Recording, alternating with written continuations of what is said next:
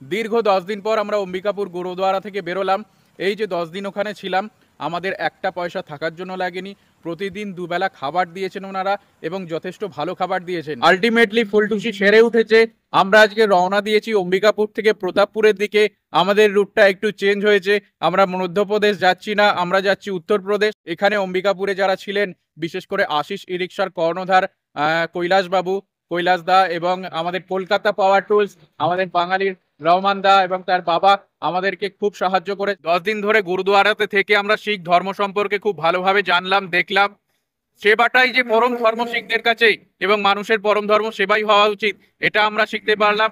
যে উঁচু নিচ, ধনী দরিদ্র সবাই মিলে গুরুদুয়ারায় এসছে, ভোরবেলা থেকে পরিষ্কার করেছে। লঙ্গর খাওয়ানোর পর যত বড় লোকই হোক, নেটো বাসন মেজেছে, হাত দিয়ে জুতো নিয়ে গেছে। যে অবস্থার মানুষই তার সামনে থাকুক, তো সেবাটাই আলটিমেট সবচেয়ে